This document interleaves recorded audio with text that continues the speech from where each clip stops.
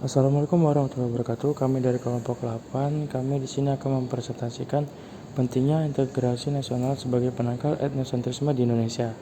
Perkenalkan, nama saya Amar Faruk Azizi dengan kode NIM 235222006. Selanjutnya, Dengan saya Nisa Felita Fawaz dengan NIM 235222033. Saya Hamzah Fatovani 235222048.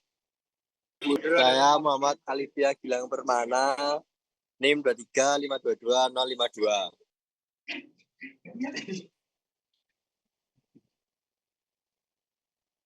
yang pertama yaitu latar belakang. Seperti yang kita ketahui, di Indonesia memiliki suku dan budaya yang sangat beragam. Bahkan menurut sensus BPS Indonesia tahun 2010, Indonesia memiliki 1.340 suku. Di Indonesia ada 13.667 kepulauan yang terpisah-pisah, menyebabkan munculnya suku, bangsa, dan budaya secara alami dengan budaya dan ciri-ciri khas masing-masing.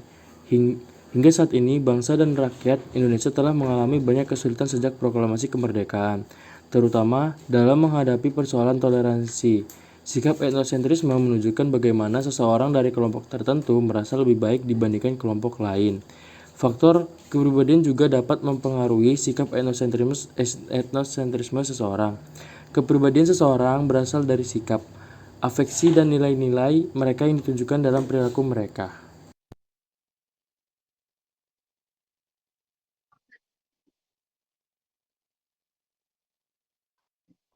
Bab 2, selanjutnya bab 2 itu rumusan masalah. Yang pertama itu kami rumusan masalah kami itu apa yang dimaksud dengan etnosentrisme. Kedua, mengapa terjadinya adanya etnosentrisme dalam masyarakat. Ketiga, apa dampak positif dan negatif dari etnosentrisme. Keempat, apa saja contoh kasus etnosentrisme dalam kehidupan bermasyarakat. 5, apa saja faktor yang mempengaruhi etnosentrisme. 6, apa saja yang termasuk dimensi dalam etnosentrisme. 7, bagaimana cara mengatasi etnosentrisme dan meningkatkan toleransi antar kelompok dalam masyarakat yang heterogen.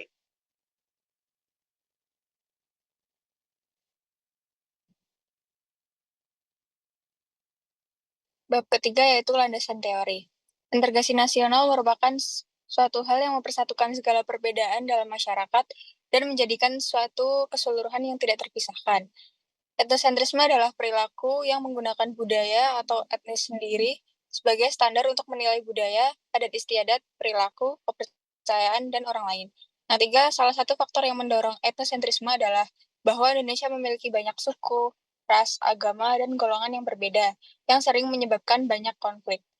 Etnosentrisme memiliki dampak positif dan dampak negatif. Salah satu dampak negatifnya adalah membanggakan budaya sendiri dan menganggap budaya lain rendah, yang dapat menyebabkan konflik antara warga negara.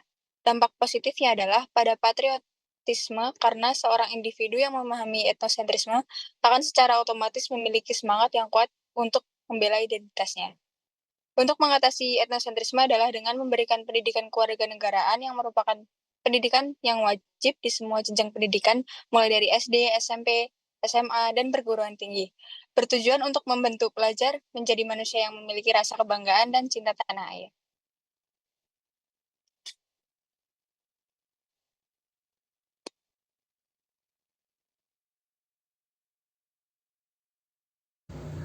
Pengertian integrasi nasional. Integrasi nasional adalah proses penyatuan berbagai suku, agama, budaya, dan daerah yang berbeda-beda menjadi satu kesatuan bangsa Indonesia yang utuh dan berdaulat.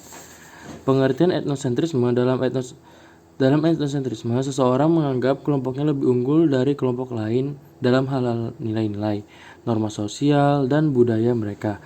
Etnosentrisme biasanya dikombinasikan dengan pandangan dan sikap yang meremehkan kebudayaan dan masyarakat lain. Ini menyebabkan konflik antar kelompok yang memiliki kebudayaan berbeda. Beberapa pendapat para ahli dalam menyampaikan pengertian etnosentrisme.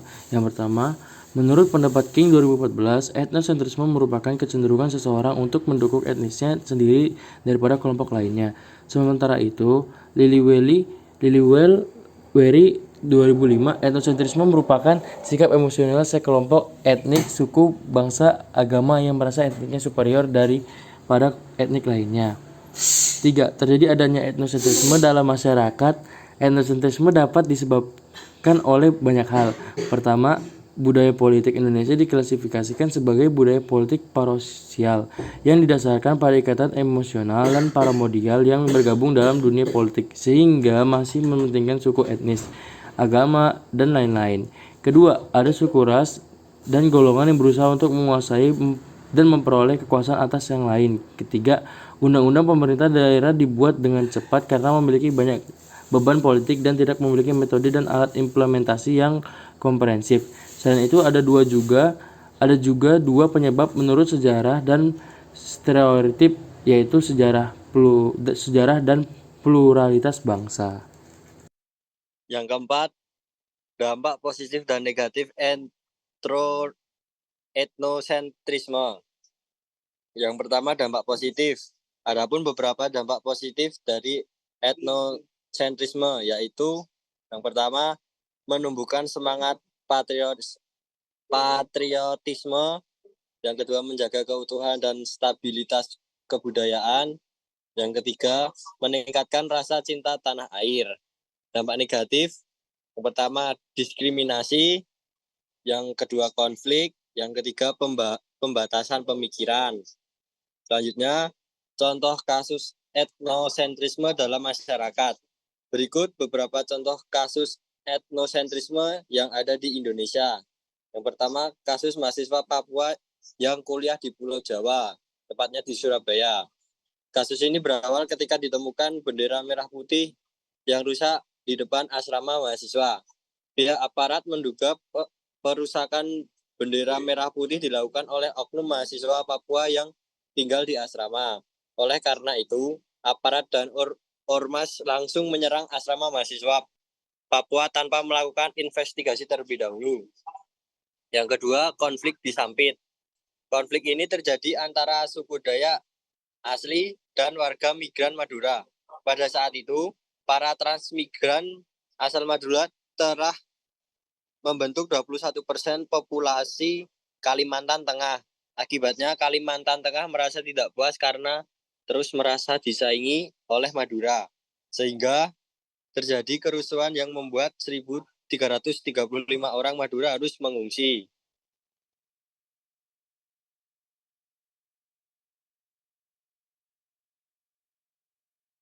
Yang keenam, yaitu faktor-faktor yang mempengaruhi etnosentrisme. Menurut Berry dan kawan-kawan dalam Supravati 2019, terdapat 3 faktor dalam pembentukan etnosentrisme, yaitu sebagai berikut.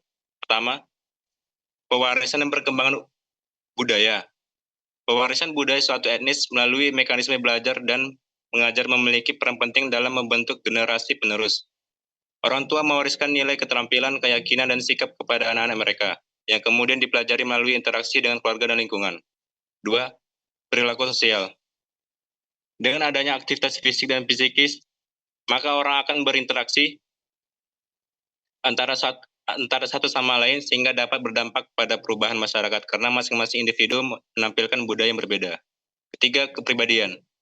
Menurut beberapa pendapat ahli, kepribadian memiliki definisi suatu kepribadian sebagai integrasi dari semua karakteristik individu ke dalam suatu kesatuan dan tidak terpecah belah dalam fungsinya.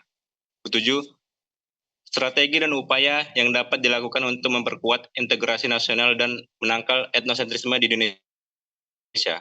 Pertama, menanamkan nilai Pancasila sejak dini. Kedua, pemanfaatan teknologi informasi dan komunikasi. Ketiga, peran pemimpin dan tokoh masyarakat. Keempat, peran keluarga dan masyarakat.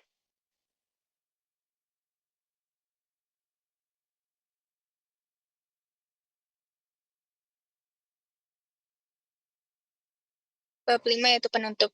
Dapat disimpulkan bahwa etnosentrisme merupakan perilaku yang menggunakan pandangan dan cara hidup sendiri untuk menilai budaya atau kelompok lain. Didasarkan pada keyakinan yang tinggi terhadap budaya sendiri, etnosentrisme seringkali mengakibatkan penolakan terhadap budaya lain dan memperkuat identitas budaya. Untuk mengatasi etnosentrisme, penting bagi masyarakat untuk memiliki rasa bangga terhadap etnisnya dan kesetiaan terhadap tradisi budaya unik mereka, yang dapat memberikan dukungan psikologis dan ikatan sosial yang kuat dengan kelompoknya. Sekian dari kelompok kami. Bila ada kata yang salah mau dimaafkan. Assalamualaikum warahmatullahi wabarakatuh.